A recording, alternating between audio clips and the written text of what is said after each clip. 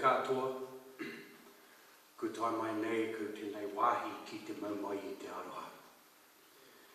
Ka nui te koha, ko tau mautau kaha ki te haere mai, I ngā kaupapa, I ngā tautoko, e pāna ki tēnei hui, Integrated Kaipara Harbour Management Group Symposium. Nō reira e rā rangatira, tēnā koutou, tēnā koutou, tēnā koutou. Chris Pairama ahau, nō rewati ahau, nō waipatu kahu te awa ahau, nō rere atu ko Kaipara te moana.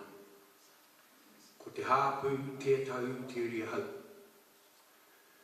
Thank you everybody for coming along and sharing this valuable time with us. I am the co-chair along with Willie Wright, and I represent Ngā Maunga Whakahi or Kaipara.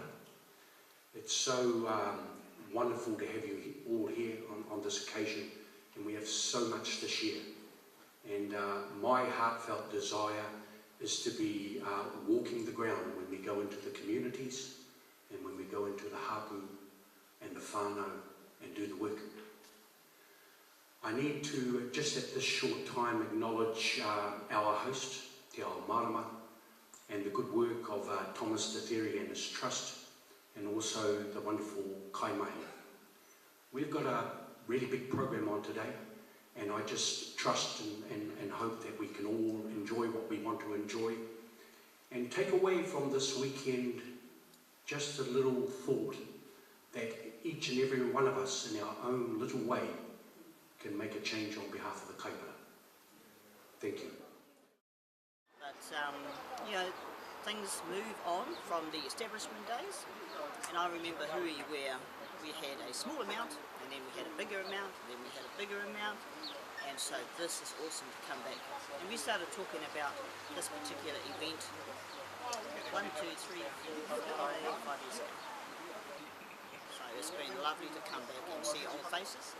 Some of us have moved on, but of course as Ngāti Whātua we come in and out as Ngāti Whātua, and it is good to, yeah, just it's good to actually have so many people acknowledging the Kaipara as they drive on past it, around it, and also sail on it. It's interesting though, I know when we're working on the Untitled State Forest, when we rain out the pipes for Kaitaki camp, we just rain it out on the ground, no trouble. But now, if there's a blockage or something, you've got a hell of a job fighting through the undergrowth, because once the pest control happened, there was the karawuru, I suppose it was so thick, the undergrowth is that it's very difficult getting through, whereas one time it was very easy, it was saving the pine trees, but once we did the pest control, it's made all the difference, you know, releasing the pigs on the same. You know, the matter is sometimes the pigs are very cunning, you know, you can go, like they used to go, we used to have that prolifical, and all the bank stations set out, and the pigs would just go along to each one, and they'll knock it, and then the bank station falls on the ground, they eat everything, and go to bed. They just do that with all of them, you know, they're very cunning animals, but once they have the teenage, take that.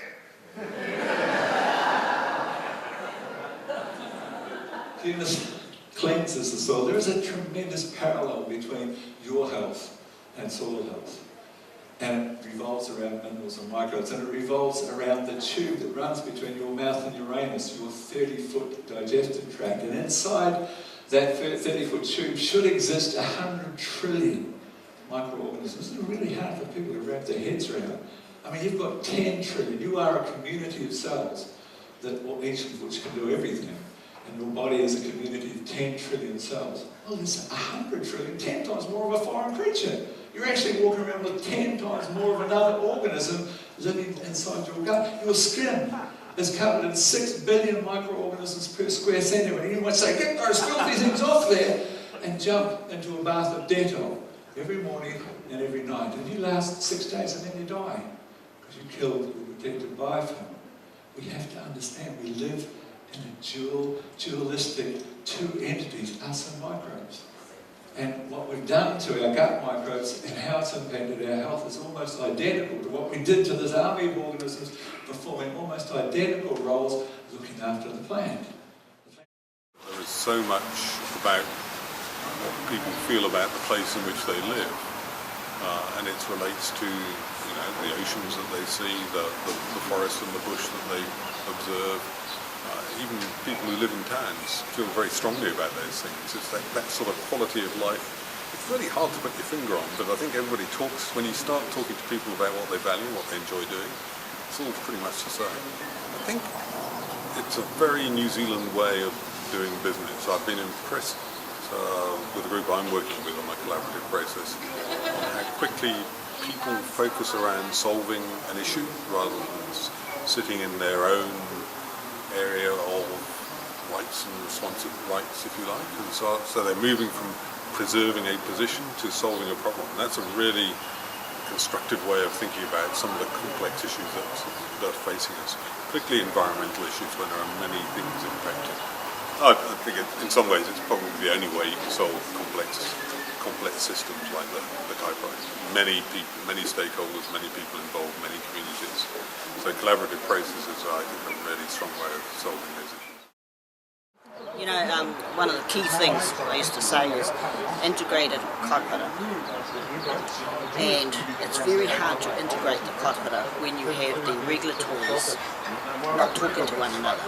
So one of the key things that integrated Kaipara Harbour Management Group did was get those regulatories talking to one another on the same page. Tunley wanted to create humans. He created birds, trees, and so looking for human beings upon Papatuanuku, they could not find, so it was Tani Mahuta that took the soil from Papatuanuku, rubbed it in his hands, and then breathed the modi of a god into the soil that he had taken from Papatuanuku, and hence was born the first maiden, Hine Ahu One, which means earth-formed maiden. And she became the whare tangata, the house of people. From Hine Ahu One, we as human beings have come down. And so the tapu of the gods, we whakapapa back to the gods because of that act of Tāne creating the first earth-formed maiden. Scientists will tell us today that Western science models of resource management have failed. The only thing that has ever worked in the past has been indigenous knowledge of managing the environment with the personification of the whole environment. And that personification of the environment held Māori in great stead when Europeans first came here. The abundance of the environment, the biodiversity, was something they had never seen in their lives. Mātauranga Māori can evolve. We can innovate and develop new tools as we develop and get access to the new technology and materials as has been described with hinaki. For example, back in the day used to be in flax, now hinaki is using metallic materials to make them.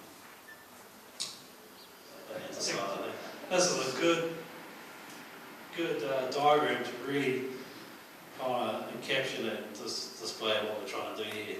Western science, along with Mātauranga Māori, trying to work together to help inform those collaborative processes.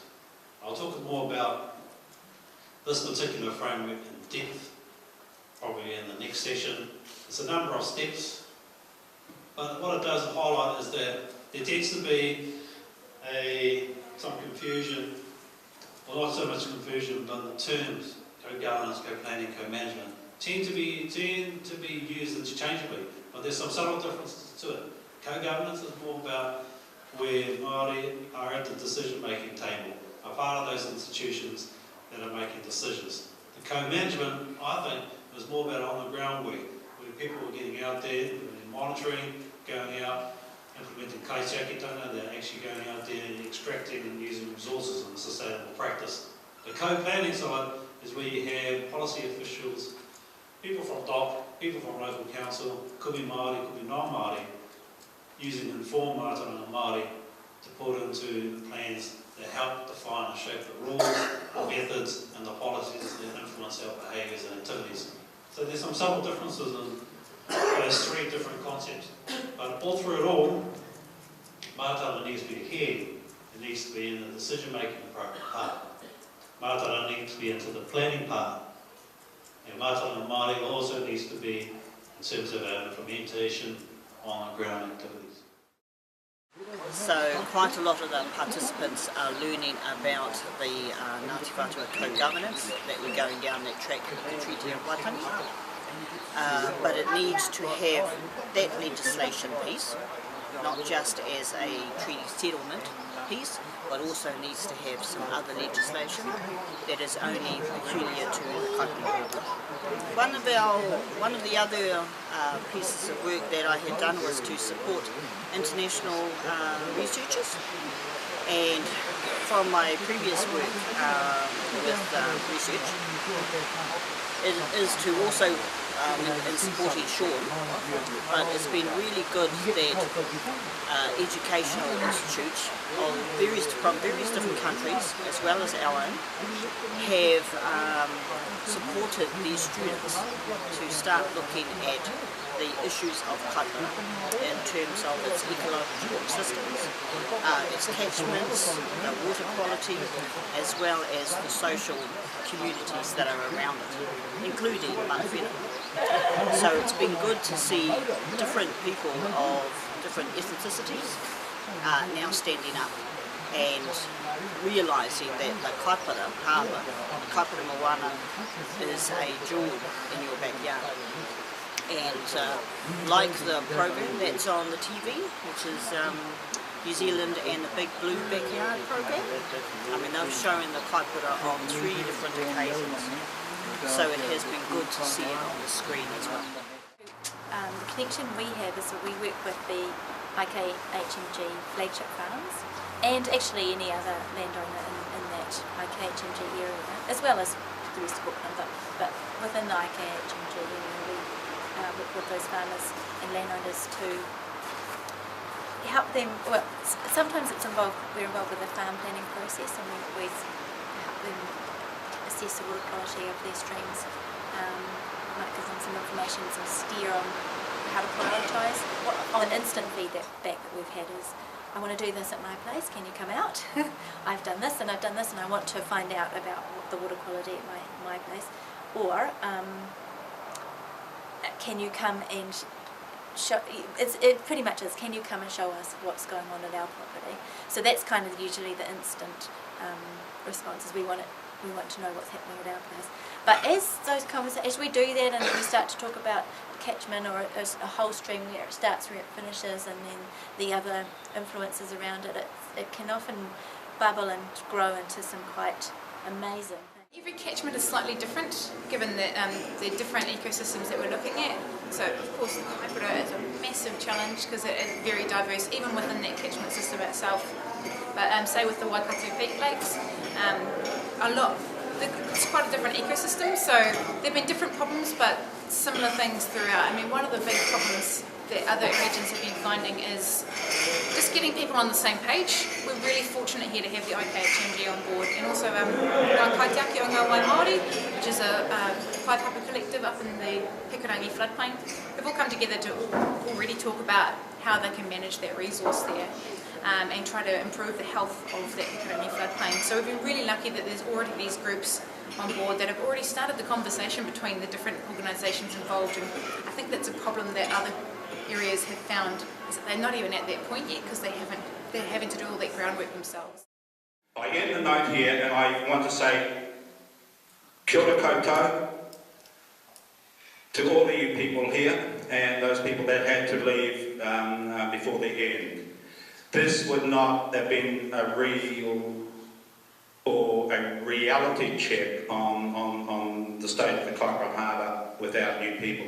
As I said before, I said it and it was actually highlighted during the hui, it is the communities that are the eyes and the ears of what's going on out there, and how our fire, the Kaipara Harbour feels, the Kaipara Moana feels, and how she reacts to to something that is perhaps not right.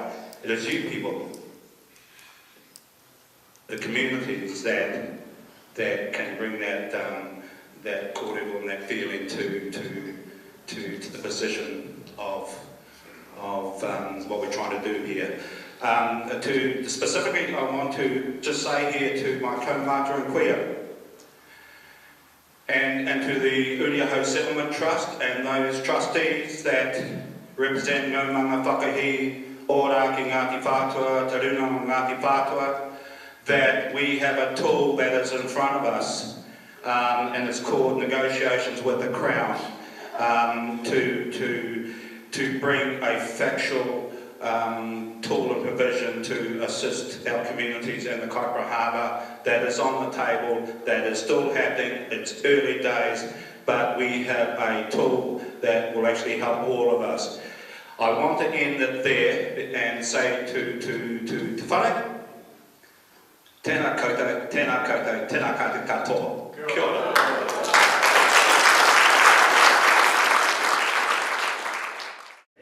Have a good consider. Otherwise.